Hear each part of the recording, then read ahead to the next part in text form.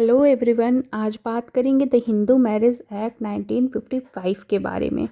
तो चलिए शुरू करते हैं। सबसे पहले मैं इंडेक्स रीड करूँगी, उसके बाद मैं इसे एक्सप्लेन करूँगी नेक्स्ट वीडियो में। तो चलिए शुरू करते हैं। सेक्शन 1 से लेके 4 तक प्रिलिमिनरी में सेक्शंस को ऐड किया गया है, जो कि section 1 short title and extent के बारे में दिया हुआ है। एंड सेक्शन 2 की बात करें तो एप्लीकेशन ऑफ एक्ट है, ये एक्ट कहाँ अप्लाई होगा कहाँ नहीं। सेक्शन 3 जो है डेफिनेशंस दिया हुआ है, जो कि यहाँ पे एक्ट के अंदर डेफिनेशंस का यूज़ है। सेक्शन 4 की बात करें तो ओवरराइडिंग इफेक्ट ऑफ एक्ट है। हाईएस्ट हिंदू मैरिजेस देखते हैं। नेक्स्ट जो है वो सेक्शन 5 से 8 तक यहाँ पे एक्सप्लेन किया गया है। सेक्शन 5 में देखिए क्या लिखा है, condition for a Hindu marriage, मतलब जो भी जितनी कंडीशंस लगाए हुए हैं हिंदू मैरिज में वो सेक्शन 5 में डिफाइन है। सेक्शन 6 की बात करें अगर, तो वो जो है ओमिटेड है, यहाँ से रिपील्ड कर दिया गया है। 7 सेक्शन जो है वो ceremonies for a Hindu marriage, मतलब यहाँ पे स्पेशली जो है सप्तपदी को सेरेमनी बताया गया है।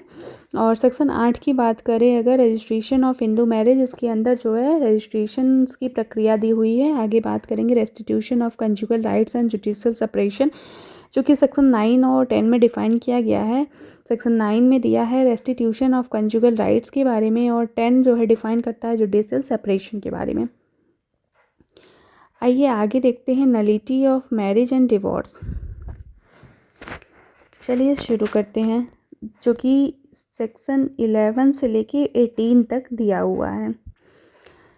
Nullity of marriage and divorce. Section 11 बात करता है वाइड मैरिज की, जो शून्य विवाह होता है।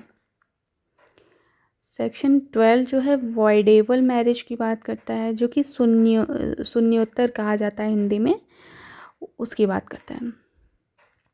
और फिर 13 में डिवोर्स की प्रक्रिया दी हुई है। और 13A में alternate relief in divorce proceeding, divorce की प्रोसीडिंग के दौरान अल्टरनेट रिलीफ जो है वो 13A में दिया है। 13B जो है डाइवोर्स बाय म्यूचुअल कंसर्न दिया है। 13B में जो है इसे डिफाइन किया गया है, म्यूचुअल कंसर्न से डिवोर्स होते हैं। सेक्शन 14 में no petition for divorce to be presented within 1 year of marriage. And section 15 is talking about divorce person when may marry again. Section 16 is talking about legitimacy of children of void and voidable marriages. Section 17 is talking about punishment of bigamy. 17 में जो है bigamy का यहाँ पे punishment दिया हुआ है friends. Section 18 की बात करें, punishment for contravention of certain other condition for a Hindu marriage. यहाँ पे 18 में क्या लिखा है, punishment for contravention of certain other condition for a Hindu marriages. आगे बात करेंगे जुरिस्डिक्शन एंड प्रोसीजर की, जो कि डिफाइन है सेक्शन 19 से लेके 30 तक। क्योंकि मैंने पहले ही बताया कि हिंदू मैरिज एक्ट में टोटल सेक्शन नंबर 30 है। तो आगे शुरू करते हैं, चलिए। Section 19 talking about court to which petition shall be presented. Section 19 is talking about contents and verification of petition.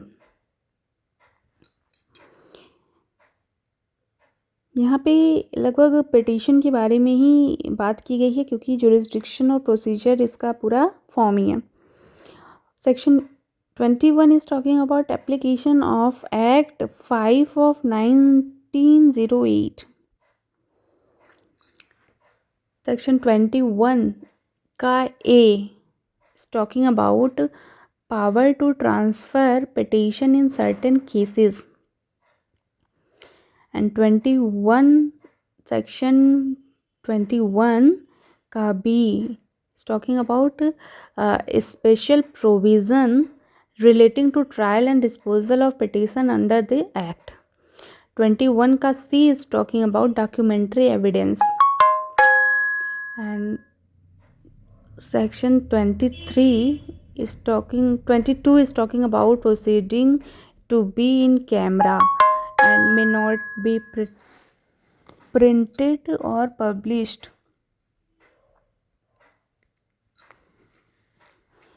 Section 23 is talking about decree in proceedings. 23 का A, relief for respondent in divorce and other proceedings. Section 24 is talking about maintenance, pendant, light and expense of proceedings. Section 25 is talking about permanent alimony and maintenance. मतलब Hindu marriage act का section 25 बताता है कि इसमें permanent alimony कैसे लें और maintenance में क्या मिलता है और कैसे उसका प्रोसीजर है. Section 26 is talking about custody of children. 26 में जो है कस्टडी दी हुई है चिल्ड्रन की. 27 में जो है डिस्पोजल ऑफ प्रॉपर्टी है. 28 में appeal from decree and order है. 28 का ए बात करता है enforcement of decree and order. And section 29 is talking about savings. Section 30 is repealed from this act.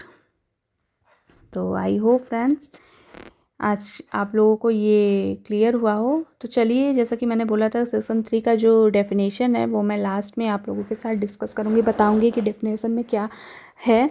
तो चलिए देखते हैं. 3 का ए जो दिया हुआ है वो बात करता है कस्टम एंड यूजेस का. इसमें कस्टम और यूजेस को डिफ़ाइन किया गया है, क्या कैसे यूज़ होगा. और 3 का बी देखें तो यहाँ पे डिस्ट्रिक्ट कोड जो है डिफ़ाइन किया गया है 3 के बी में. ए में जो है कस्टम एंड यूजेस, बी में डिस्ट्रिक्ट कोड, सी में full blood and half blood की बताया गया है कि कैसे क्या यहाँ पे होगा, जो कि मैरिज एक्ट में फॉलो किया जाएगा, फुल ब्लड और हाफ ब्लड. डी में जो है यूट्रिन ब्लड के बारे में डिस्कस किया गया है. ई में प्रिस्क्राइब्ड बताया गया है और एफ में सपिंडर रिलेशनशिप बताया गया है. और जी में यहाँ पे डिग्रीज ऑफ प्रोहिबिटेड रिलेशनशिप के बारे में बात करता है. तो आई होप फ्रेंड्स आज आप लोगों को थोड़ा भी हेल्प मिला हो वीडियो से. अच्छा लगे वीडियो तो प्लीज़ लाइक शेयर